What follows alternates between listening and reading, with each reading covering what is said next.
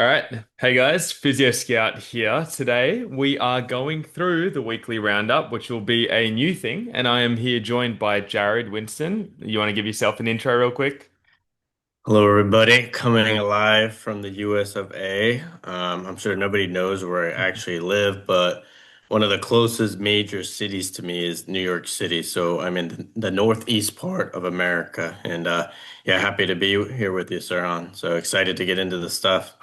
Perfect. Yeah. So Jared's been a long time supporter of me, and he's been writing the Substacks, which have been greatly appreciated, and you guys seem to love it. So we're looking to expand that a little bit later. But basically, the premise of this podcast is just give a roundup of the injuries this week, not only in the EPL but also the Champions League, as well as the other leagues in Europe. But pretty funny week to start off with because there isn't actually too much to talk about, but that's the beauty of starting it and getting on a roll.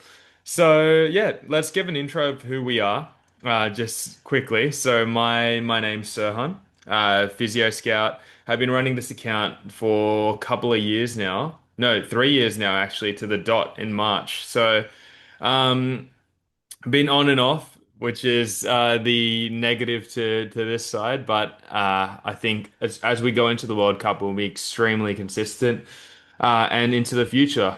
So I started off quite literally thinking that this would be a great thing, a great gap to get into because no one really was doing it.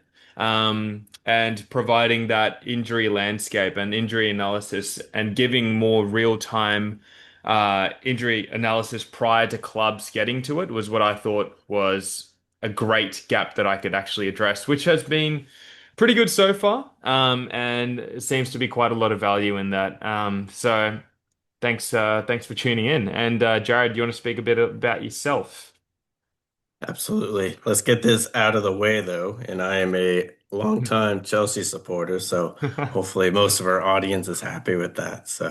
I've been a sports medicine physio here in America for about 8 years. I don't work with any specific teams. I just work in a large kind of local practice that we see a ton of different athletes in all different areas, but soccer, as we call it in America, or football, is what I'm extremely passionate about. And you know, I met Sirhan just through some networking over the internet. He was able to read some of the articles that I wrote, and I've just been doing it in my spare time. And yeah, he was kind enough to reach out, and we've kind of been connected ever since. So I guess my unique spin on this stuff is I'm trying to look at more of how team tactics play into injury risk, So, obviously a club like Arsenal are going to play a little bit different than Aston Villa.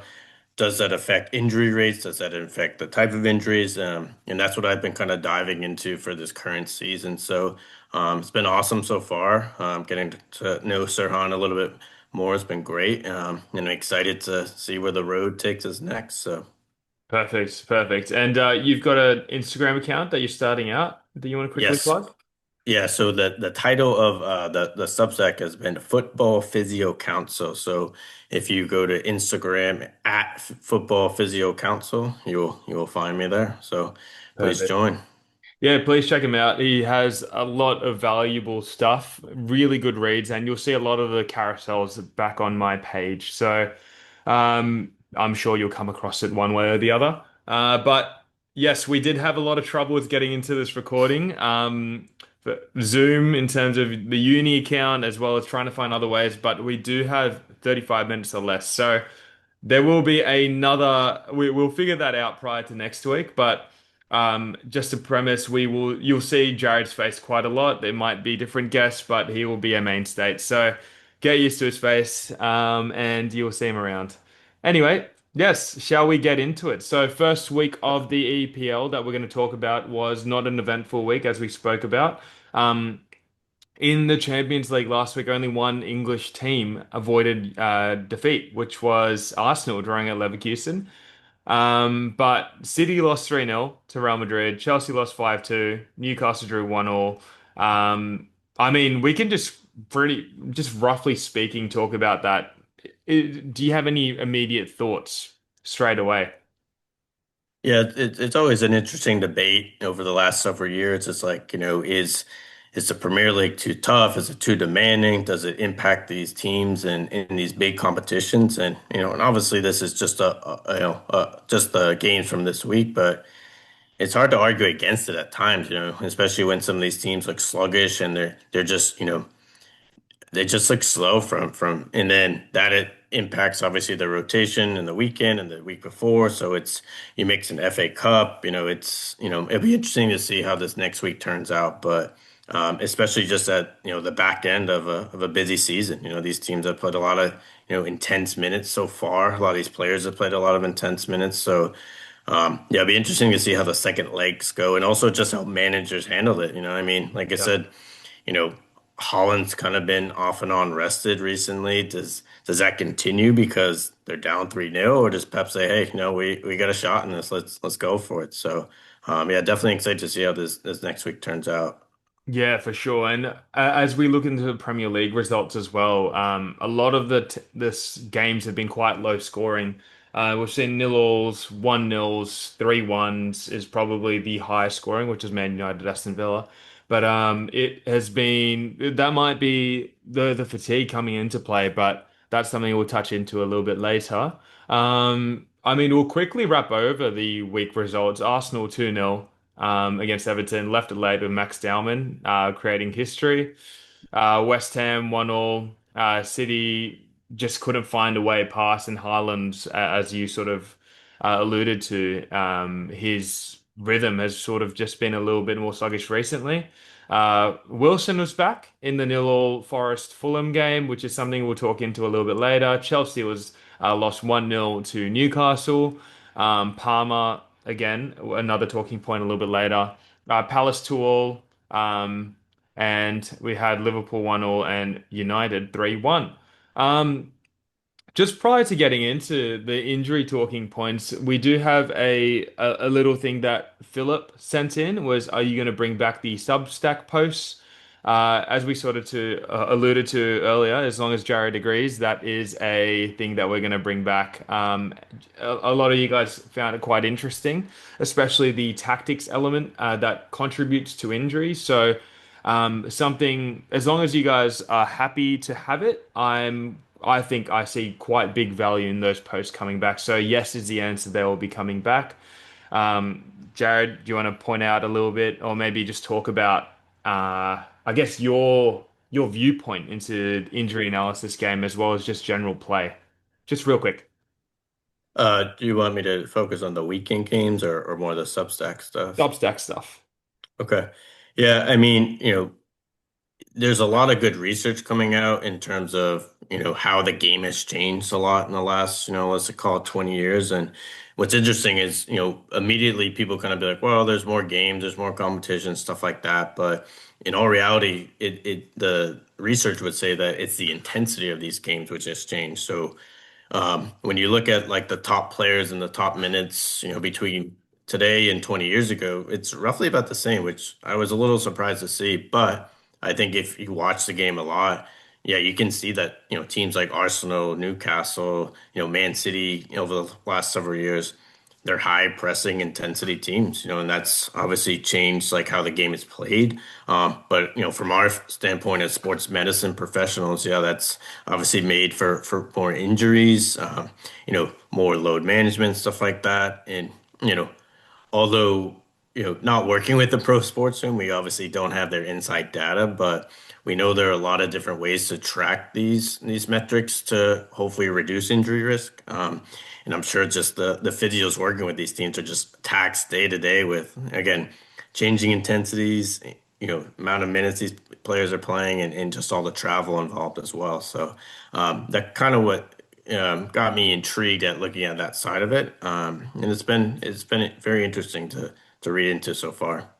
For sure, for sure. And I think it is a just like how I saw a gap in terms of injury analysis within the social media space of football. I think the tactical analysis and bringing that into the game of football in an injury aspect as well is quite a big gap that we need addressing. And Jared's done a pretty good job in doing so.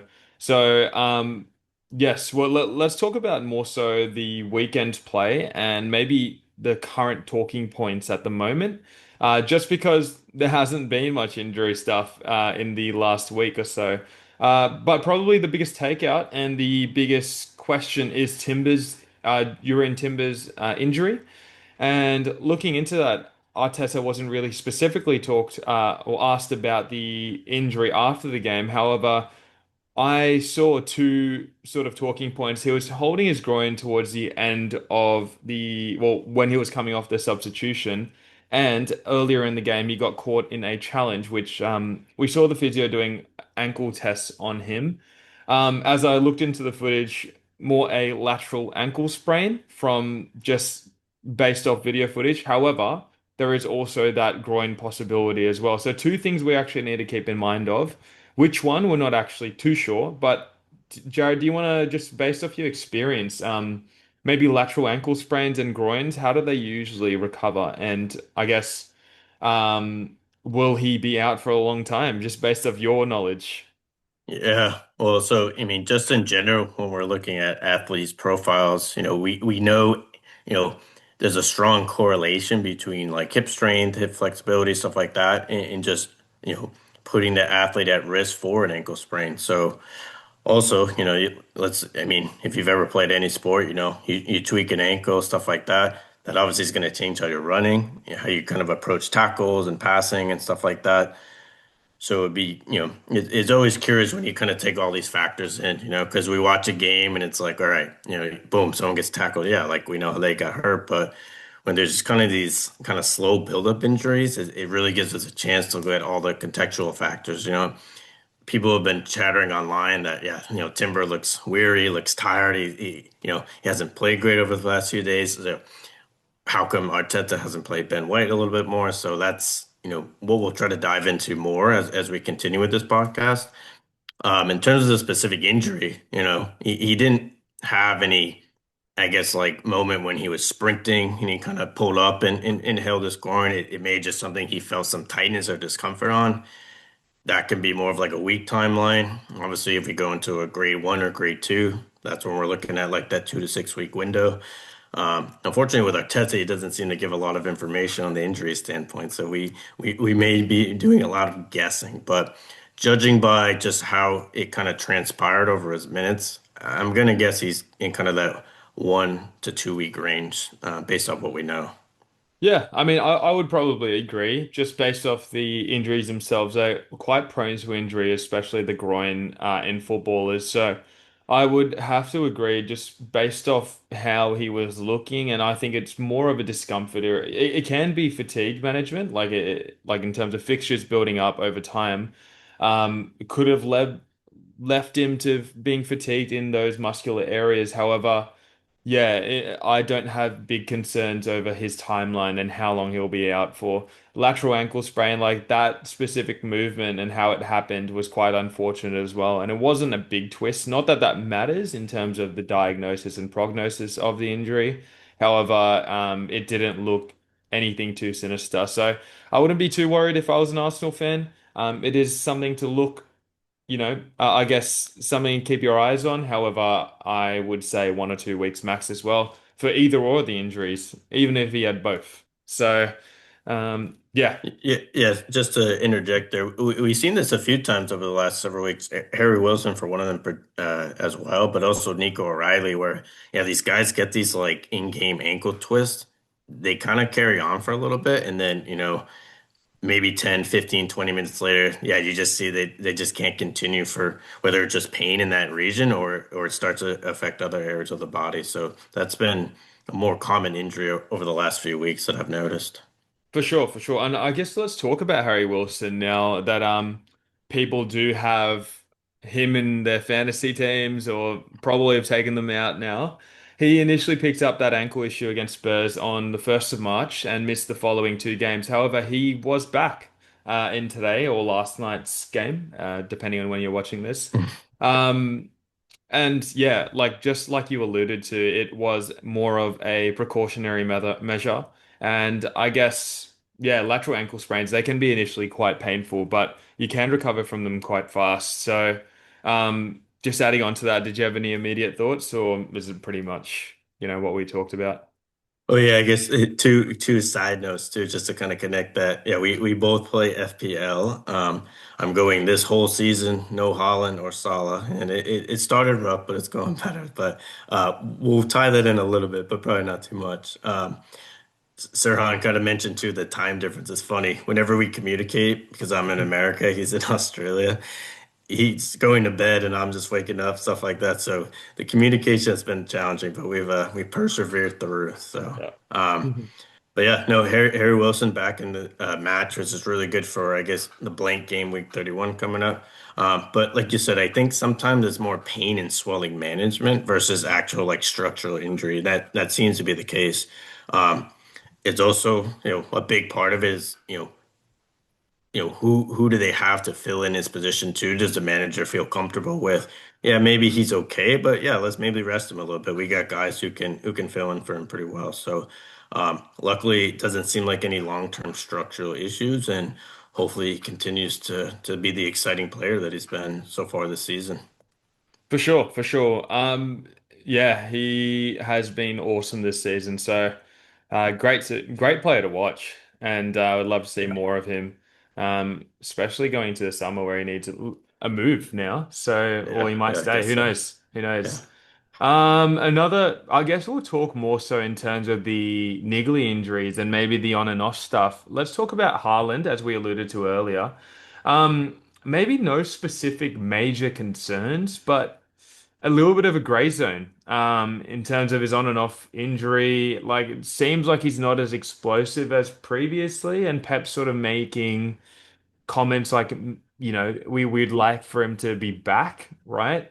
yeah, yeah, Which is again a little bit grayish in terms of what he means, much like Arteta. Um, I guess you've watched more so recently. The question is, I guess, would you say he's playing like a fit person, or is there something underlying that is affecting his performances? for sure. I'm not sure, who follows Solio Analytics, but it's a company that's been developed to do more like FPL analysis, stuff like that. And yeah, one thing, I didn't fully read it, but they are kind of looking at Holland's trends over the last few seasons because it seems like, yeah, it's like he starts off, 10 goals in 6 games, stuff like that, but then over the last 2 years, I think was it last year he had this stress fracture too, or in his foot, or is that Yeah, the yeah, yeah? So it seems like it's almost like post Christmas he tends to have this little bit of dip in form. So again, whether that's underlying knocks and niggles that we just don't know of, or if there's any specific injury that he's managing. But yeah, I would agree. He's not lacking that kind of just striker mentality that he usually, when he's on, he's unstoppable and finishing hasn't been as clinical, but also the City have been, I don't know, just trying to figure out where Semenyo best fits, where Nico O'Reilly fits, stuff like that, and I wonder if that's having an impact on his form as well. So for sure, for sure. I mean, yeah, in terms of specific injury he's dealing with, or maybe something that has been underlying, his issue was the groin. And he has been dealing with it for, let's say, a few weeks now, but after Christmas, you mentioned it. There has been I guess, more obvious turn of form, if not injury, but definitely turn of form. These groin issues can always be quite annoying for the athlete and annoying for everyone, really, and especially the manager, which is why maybe Pep Guardiola would have been a little bit more, I guess, commenty on the stuff that Haaland, well, on Haaland's performances.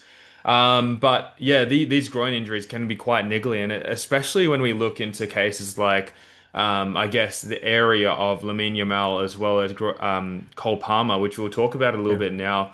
Cole Palmer has, I guess, sort of come back a little bit more into form recently, and it's an interesting one because he's gaining consistent minutes, but a massive, massive disruption earlier on in the season. I guess like leading up to halfway point, he had that big toe injury as well, which was a funny one. But yeah, yeah. yeah, yeah. So obviously you're the Chelsea fan. How has he been looking recently? And do you feel like he has overcome that, I guess, let's call it athletic pubalgia, like that groin issue that he's been trying to load manage over the last few months.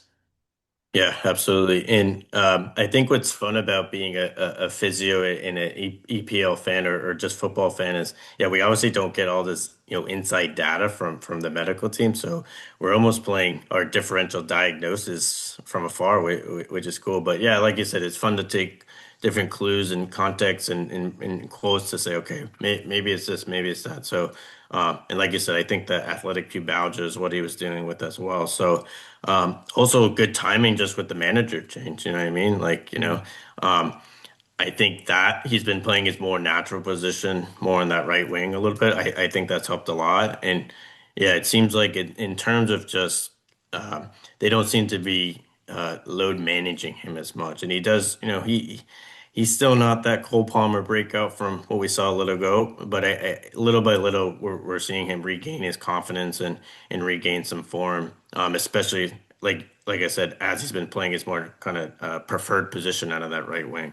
Yep, for sure, for sure. It's good seeing back. But yeah, I think you summed it up pretty well. There's something that I do want to talk about, which is more recent in terms of a return, is Jean-Philippe Mateta. He was out, and again, another funny situation where he didn't clear his medical to go to the AC Milan.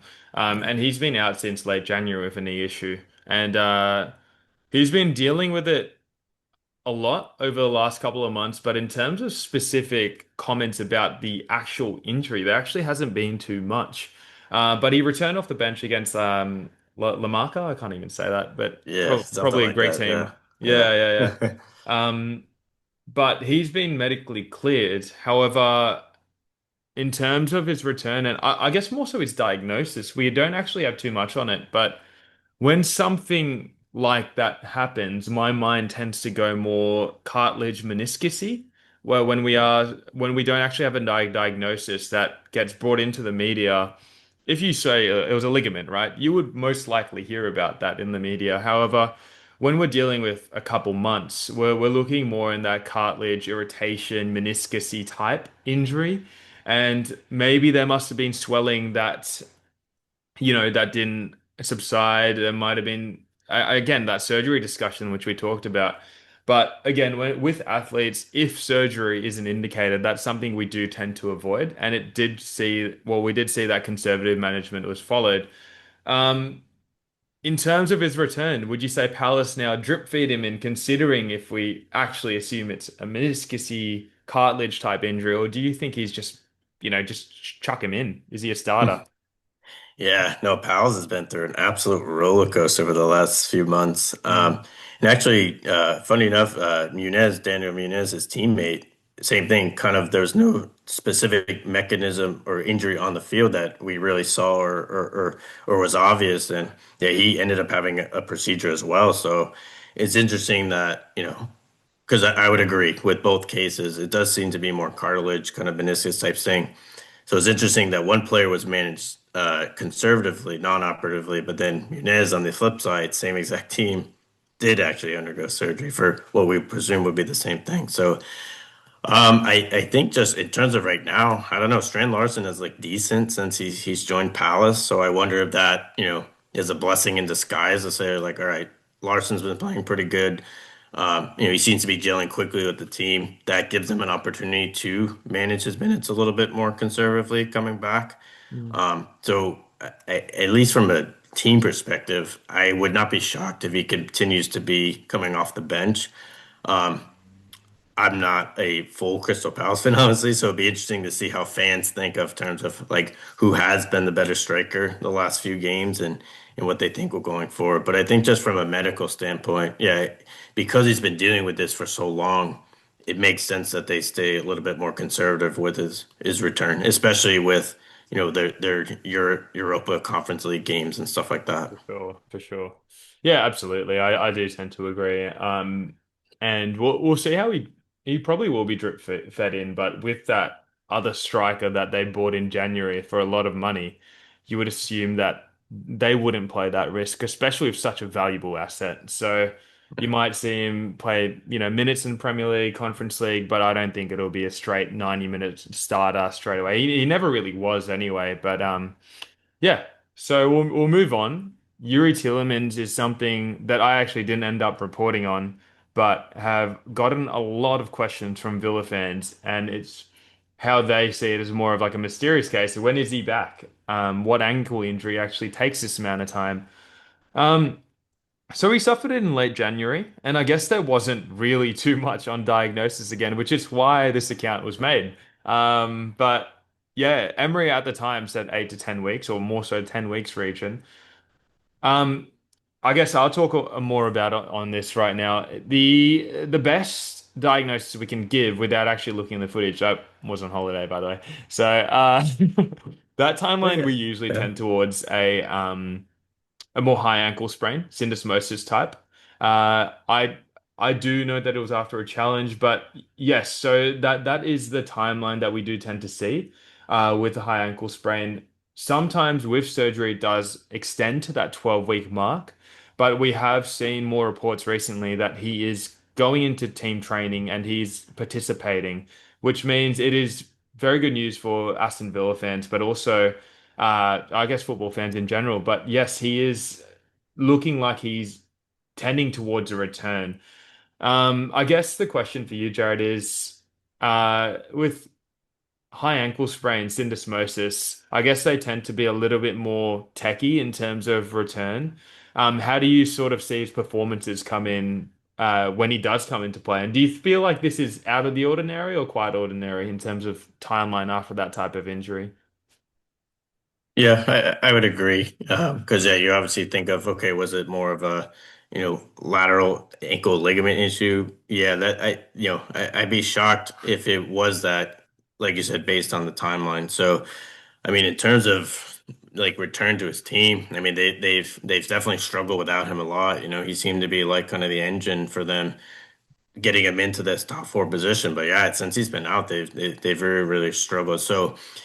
This is kind of brings up a good time to say, like, as sports medicine professionals, as physios, yeah, we give all our information, we give all our testing, we give all our, what things we see in the clinic.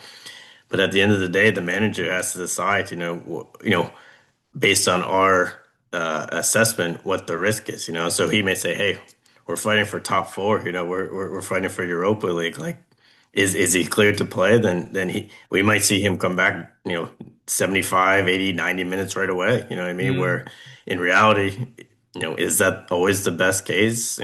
Probably not. So it will, especially with this type of injury that was. Did you say it was, yeah, not non-surgical, correct, as well? Oh, we don't actually know. We don't Okay. know. Yeah. Yeah. So let's assume it's non-surgical. So again, that's a pretty painful, sensitive area for a high ankle sprain in the syndesmosis. So it'll be interesting to see how he responds if he is thrown into that high workload right away. Yeah, for sure. I like with that sort of timeline, I would assume surgery was actually a thing. But again, we there's nothing we can do to actually make sure of it. Um, I guess more talking points we can sort of skip over because I'm quite wary of time. Verts, he's back now, which is great after that back issue. Good to see him back. He started for Liverpool against Tottenham, which is Yeah. awesome. I'm Yeah. not sure how he played. Did you see anything on that? Or Yeah, it was an interesting game for sure. yeah, I mean, Liverpool should have probably won five. Well, I don't know.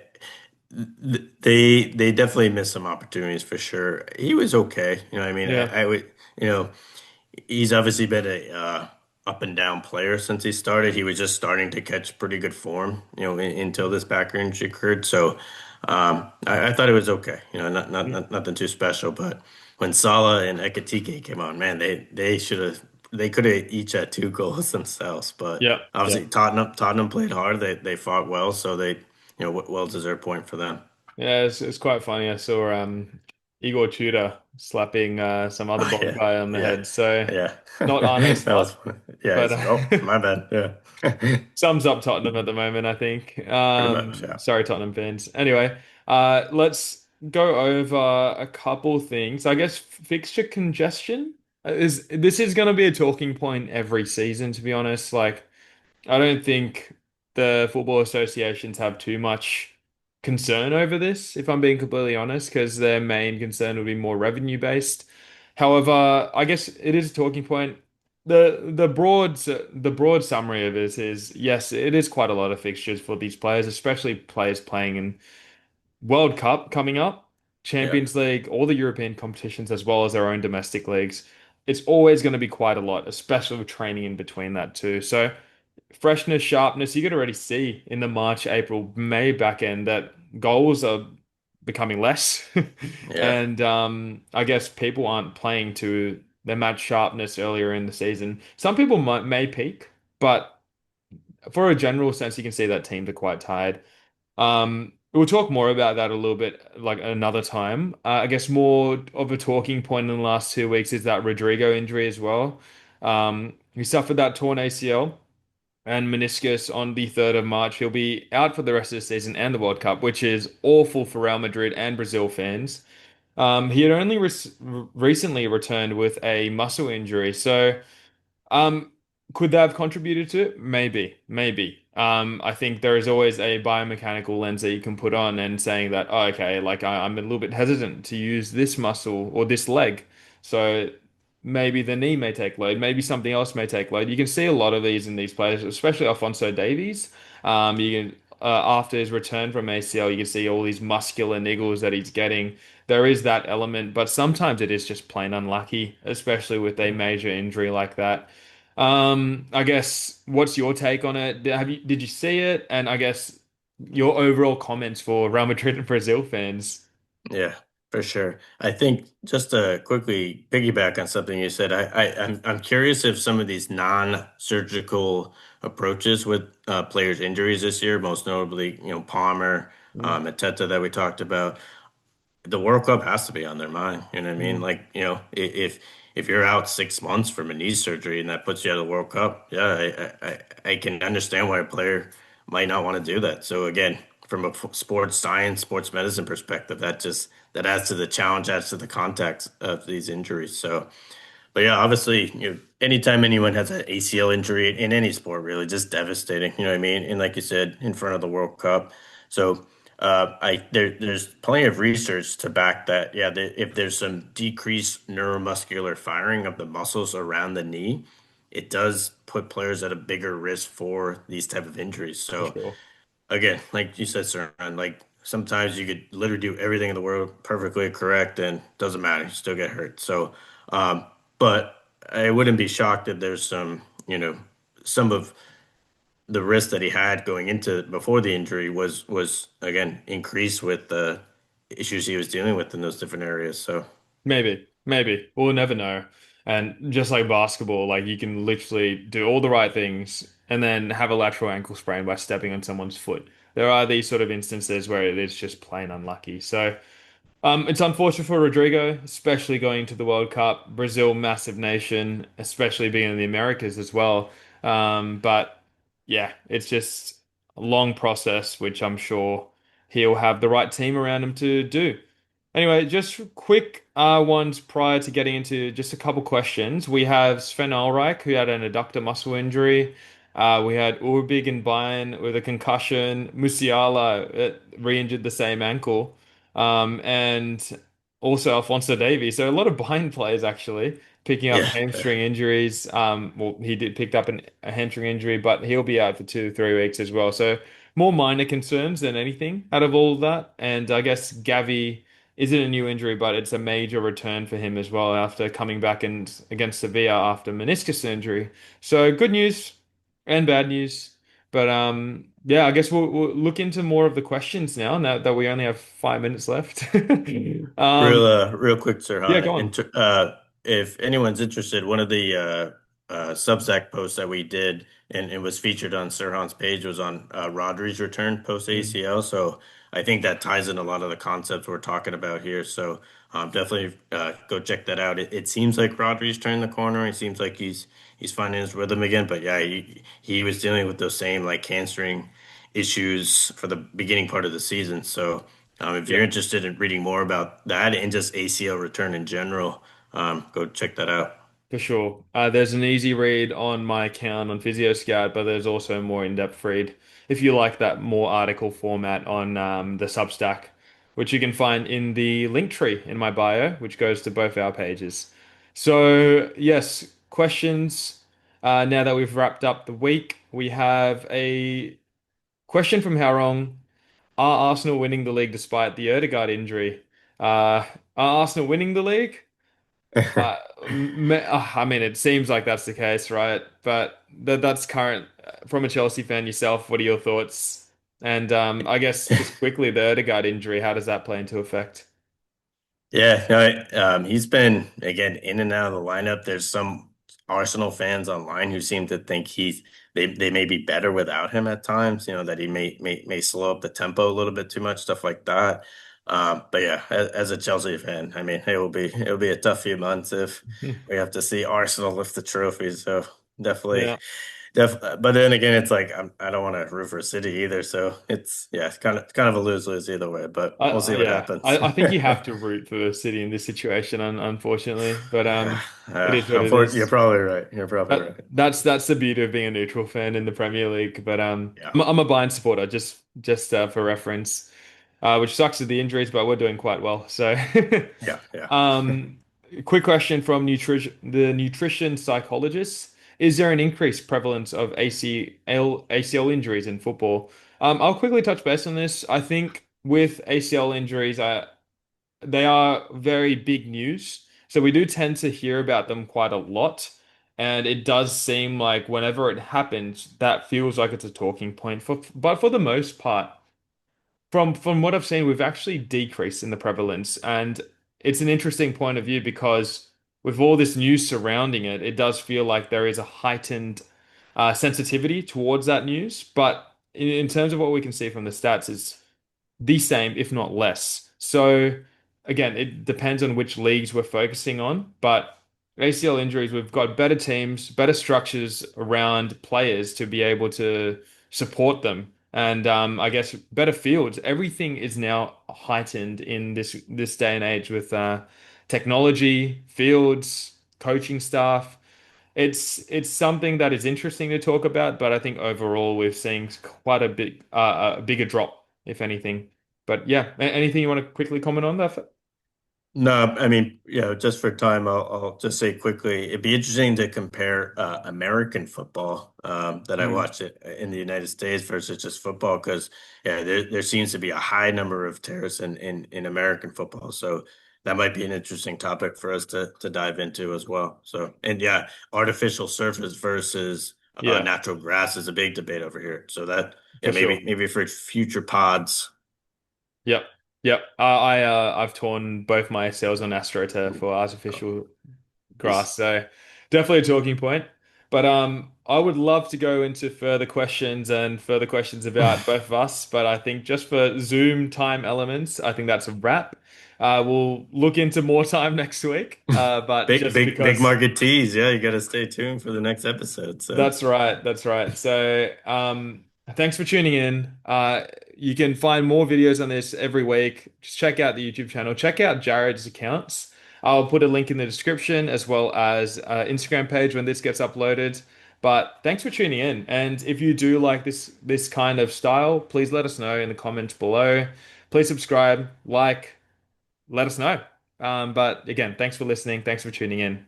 Jared, you say your goodbyes. see you guys. Catch you later.